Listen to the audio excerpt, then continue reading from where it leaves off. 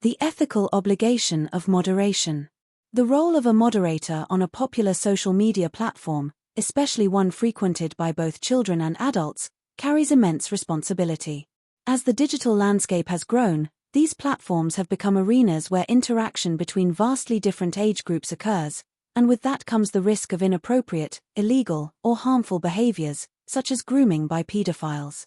This essay will explore the morality of a moderator's decision to refrain from reporting such behavior, particularly when motivated by a reluctance to ruin someone's life.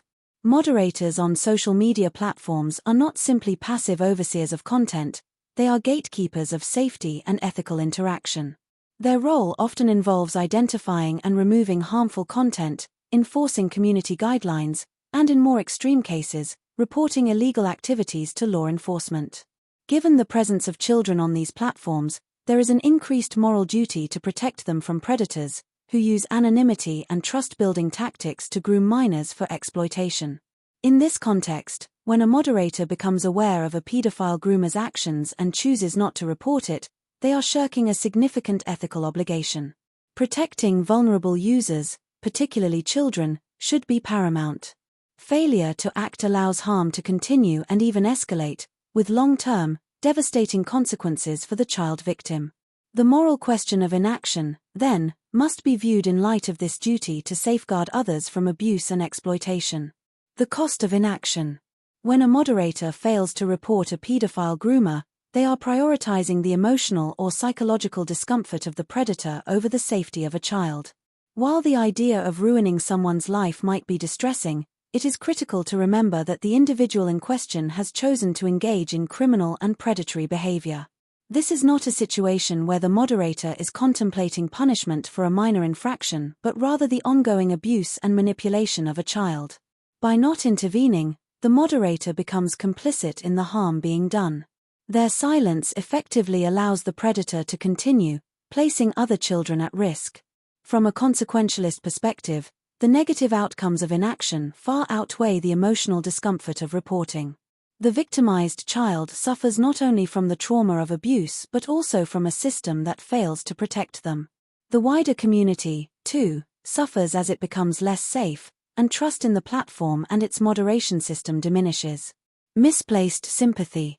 One of the primary arguments for not reporting might stem from a misplaced sense of sympathy for the groomer, who, once exposed, will likely face legal consequences, public condemnation, and the potential for a ruined life. While it is important to acknowledge the complexities of human behavior and the possibility of rehabilitation for some offenders, this sympathy cannot outweigh the need to protect children.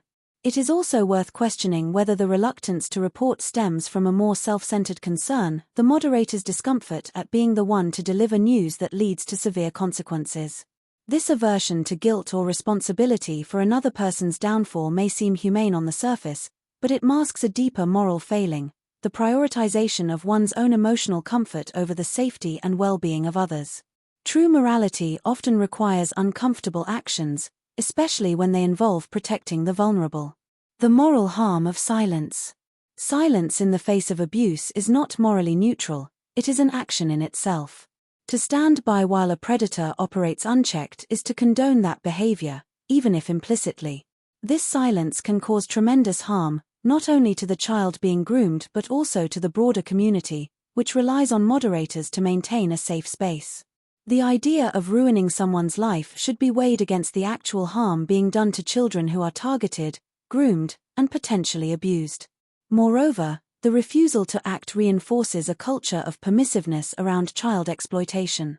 It sends a message that predators can operate with relative impunity, as long as those in positions of power and responsibility choose not to act.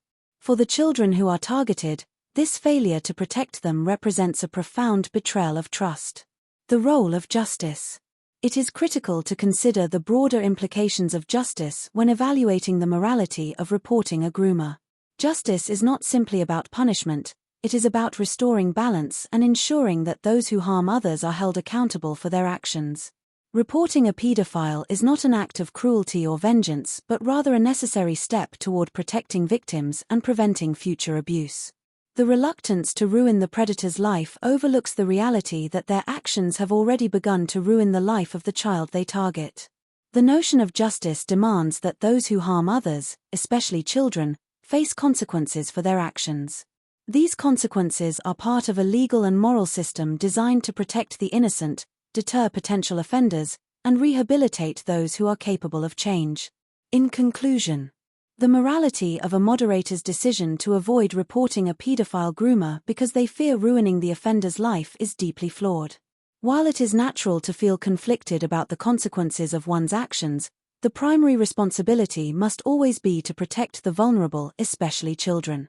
By failing to report, the moderator allows harm to continue, prioritizes the well-being of the predator over the victim, and undermines the very role of moderation in maintaining a safe online environment. Morally, the cost of inaction is far too high, and justice demands that those who exploit children be stopped.